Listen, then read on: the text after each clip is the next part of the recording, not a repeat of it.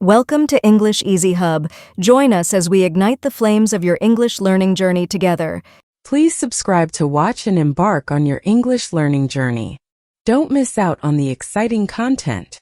This conversation centers on the importance of English proficiency when interviewing for positions at multinational companies.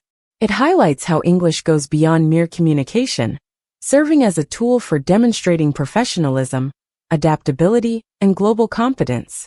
The dialogue explores practical techniques for showcasing English skills naturally, handling common interview scenarios like small talk, strengths and weaknesses, and addressing cultural nuances.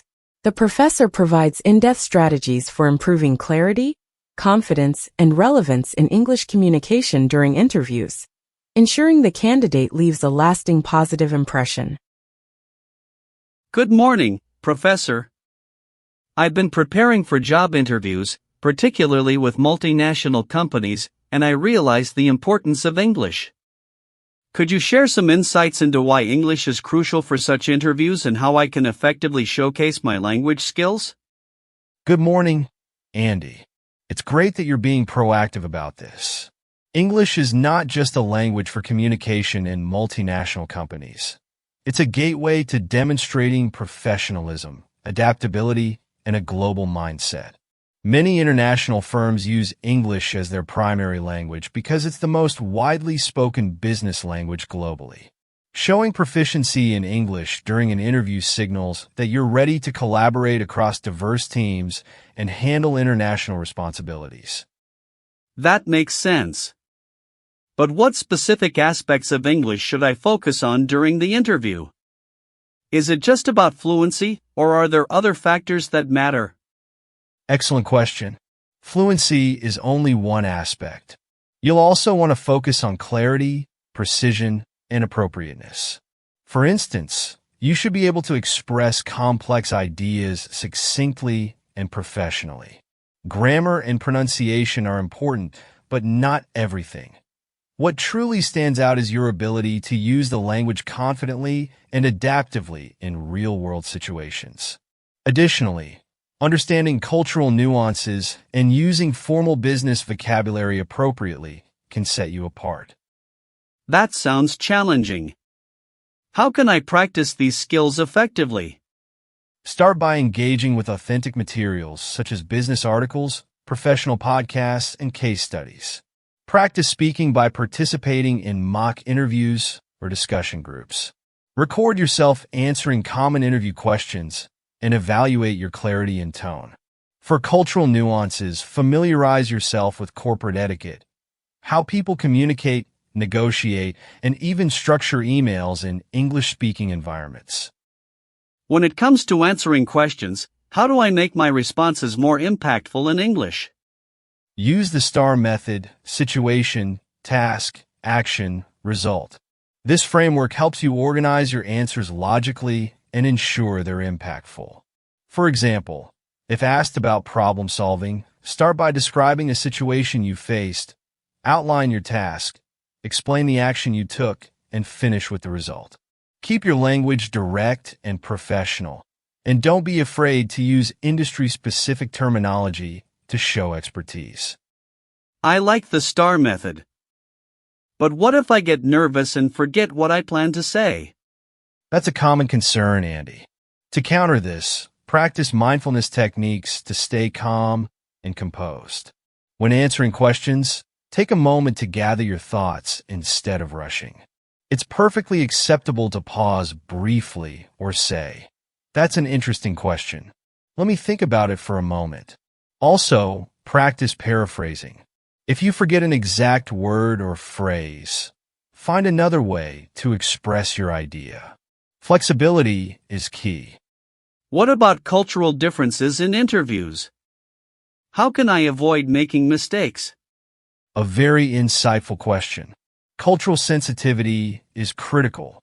For instance, in many Western interview contexts, direct eye contact is viewed as a sign of confidence, but in some cultures, it can be uncomfortable. Similarly, it's important to strike the right tone, neither too formal nor overly casual. Research the company's culture beforehand. If it's an American firm, You might want to show enthusiasm and highlight individual achievements. If it's a European company, you might focus more on teamwork and problem solving. Should I also ask questions at the end of the interview? If so, what kinds of questions are appropriate? Absolutely. Asking questions shows genuine interest and a proactive attitude. Avoid generic questions. Instead, tailor them to the company or role. For example, how does the company support professional development? Or what are some key challenges the team is currently facing, and how can this role contribute to addressing them? These questions demonstrate curiosity, thoughtfulness, and a desire to add value.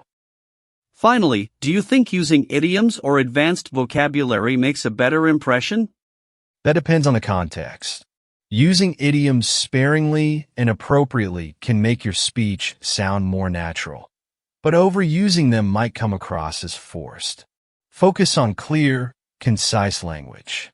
Advanced vocabulary is valuable if it's relevant to the discussion, but avoid using jargon for the sake of it. The goal is to communicate effectively, not to impress with complexity. Thank you so much, Professor. This has been incredibly helpful. I'll start integrating these tips into my preparation. You're welcome, Andy. Remember, confidence and preparation go hand in hand. Keep practicing, and I'm sure you'll excel. Good luck.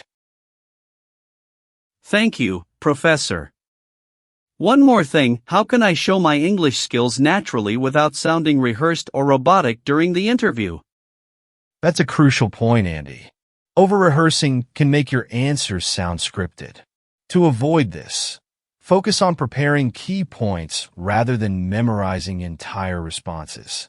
Think of each question as a conversation starter rather than a test.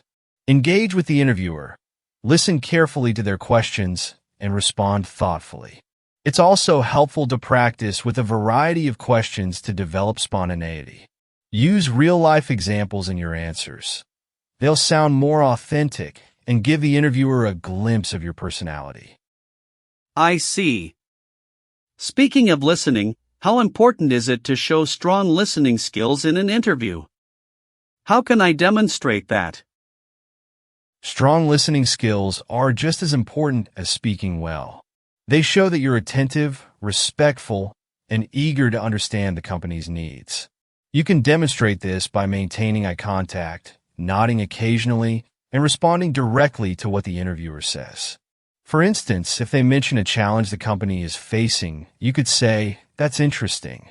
I recently worked on a project addressing a similar issue." This not only proves you're listening, but also creates a bridge to highlight your skills. That's a great point. But what if I don't understand a question or need clarification? Is it okay to ask the interviewer to repeat or rephrase? Absolutely. Asking for clarification is not a sign of weakness. It's a sign of professionalism. You could say, "I want to ensure I understand your question correctly. Could you please elaborate? Or could you rephrase that?" This shows that you're thoughtful and care about providing a relevant answer. Just avoid doing this too frequently, as it might suggest a lack of understanding. What about small talk at the beginning of the interview? How can I handle that effectively in English? Small talk is a vital part of building rapport. The key is to strike a balance between being personable and professional. Common topics include the weather, the commute, or something relevant about the company, like recent news. For example, "I read about the launch of your new product. It must be an exciting time for your team." Keep it light and genuine. Avoid overly personal or controversial topics. A warm smile and positive energy go a long way in making a great first impression. That's helpful. Let's say I'm asked a question about weaknesses. How do I handle that in English without undermining myself? Great question. When discussing weaknesses, the goal is to show self-awareness and a commitment to improvement. Choose a real but non-critical weakness and frame it positively. For instance, I sometimes focus too much on details, but I've been working on stepping back to see the bigger picture by prioritizing tasks more effectively. This approach shows that you're reflective and proactive about personal growth. That's clever. What if I'm asked about strengths? How can I make my answer memorable? For strengths, focus on qualities that align with the role and provide specific examples. Instead of saying, "I'm a good team player," say, "I excel at fostering collaboration." For example, in my previous role, I led a team project where I ensured everyone's input was valued, which resulted in a 20% increase in efficiency. Concrete examples make your strengths credible and memorable. I see. What if the interviewer challenges me with a hypothetical scenario? How can I tackle those effectively? Hypothetical questions test your problem-solving and critical thinking skills. Approach them systematically. First, clarify the problem if needed. Then, break down your answer into steps. Analyze the situation, outline potential actions, and justify your choice. Use clear and logical language. For example, if asked how you'd handle a tight deadline, you might say, "I'd first assess the scope of the task, prioritize the most critical elements, and communicate with the team to delegate effectively. By focusing on collaboration, I'd ensure we meet the deadline without compromising quality." That's really practical advice. Lastly, how can I wrap up the interview in a way that leaves a strong final impression? Always end on a positive and professional note. When the interviewer asks if you have any final questions, thank them for the opportunity and express enthusiasm for the role. You might say, "Thank you for taking the time to meet with me. I'm very excited about the possibility of contributing to your team. Could you share what the next steps in the process might look like?"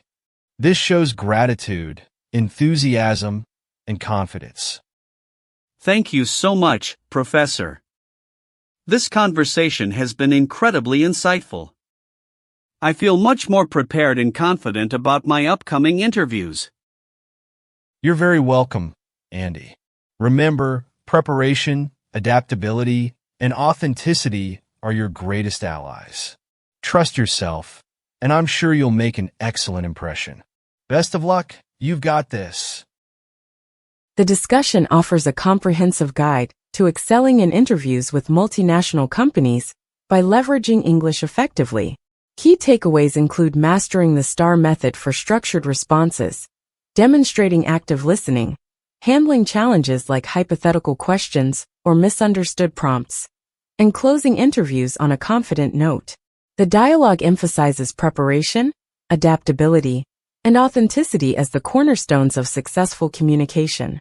By applying these insights, candidates can not only improve their English proficiency, but also stand out as confident, capable professionals in competitive global job markets. Thanks for watching.